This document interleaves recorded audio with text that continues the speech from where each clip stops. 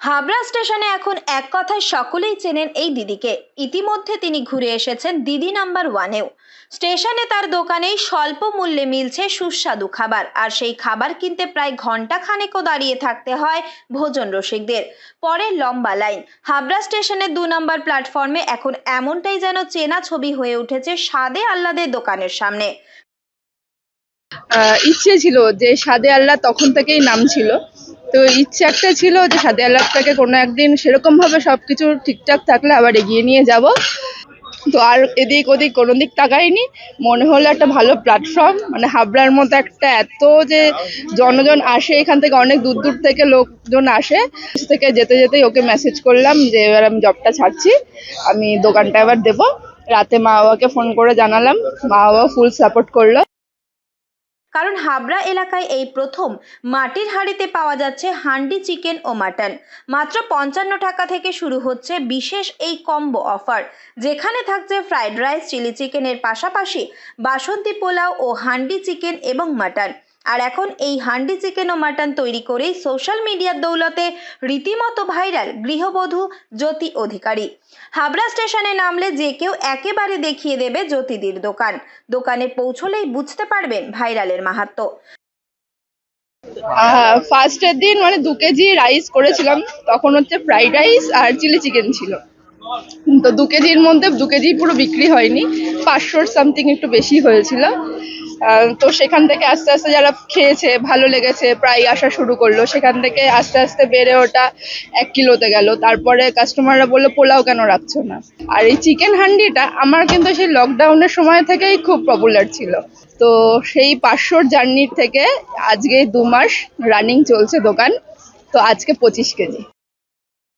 দোকানের সামনে সর্বক্ষণই প্রায় ভিড় লেগে আছে ভোজন রসিকদের। দোকান খোলার কয়েক ঘন্টার মধ্যেই শেষ হয়ে যাচ্ছে খাবার। দিন দিন বাড়ছে খাবারের পরিমাণ, তবুও যেন মানুষকে দিয়ে কুলোতে পারছেন না দোকান মালিক জ্যোতি অধিকারী। স্ত্রীর এই কাজ সামাল দিতে প্রয়োজনে নিজের কাজ ফেলে সামাল দিতে হয় স্বামীকেও। সকালে বাজার করা থেকে রান্না, তারপর দোকানে এসে বিক্রি। এখন ব্যস্ততার এই নিয়মই যেন রুটিন হয়ে দাঁড়িয়েছে হাবড়া স্টেশনের জ্যোতিদি এবং তার স্বামী শুভ অধিকারীর কাছে। খুব ভালো হয়েছে। রাস্তা দিয়ে গেলে বলে লোকে জ্যোতিদি বর যাচ্ছে, সেলফি তুলতে আসে আমার সাথে। মানে রীতিমতো সেলিব্রিটি আপনি। একদম এটা ভালো লাগে, করেন? এটা ভালো লাগে, খুব ভালো লাগে। সেক্ষেত্রে বউকে কিভাবে সাহায্য করছেন? যতটা পারি নিজে অফিসের ফাঁকে, যতটা পারি সকালবেলা বাজার করা, অফিসের ফাঁকে চলে আসা, যতটা পারি ততটা চেষ্টা করি। এই রান্না যে করেন উনি, তার বাজার আপনি করেন? চেষ্টা করি করে দেওয়া। আজকে সবাই এরকম ভালোবাসছে, এরকম এসে অপেক্ষা করছে। কালকে একটা জায়গায় জামা প্যান্ট কিনতে গেছিলাম, সেখানে গিয়ে বলছে আপনার দোকানে খাবারটা কখন গেলে পাওয়া যায়। ভালো লাগে, লোকে ডেকে জিজ্ঞাসা করছে, এগুলো ভালো লাগে বেশ। 1-2 কেজি দিয়ে যে ব্যবসার সূচনা হয়েছিল, আজ প্রায় 25 কেজি খাবারেও তা কম পড়ছে। অনেকেই খাবার না পেয়ে ফিরে গিয়ে আবারও আসছেন পরের দিন। এমনকি অনুষ্ঠান থেকে শুরু করে বিয়ের আইবুড়ো ভাত খাওয়াতেও জ্যোতিদির হাতের পোলাও ও হান্ডি চিকেন নিয়ে যাওয়ার কথা স্বীকার করলেন একজন ভোজন রসিক। রান্না খেয়েছেন? কেমন খেতে? বেশ ভালো ভালো, এই জন্যই আবার রিপিটেশন, মানে বারবার এসেছি। হ্যাঁ, দাঁড়িয়ে আছি একটু। কতক্ষণ দাঁড়াতে হচ্ছে?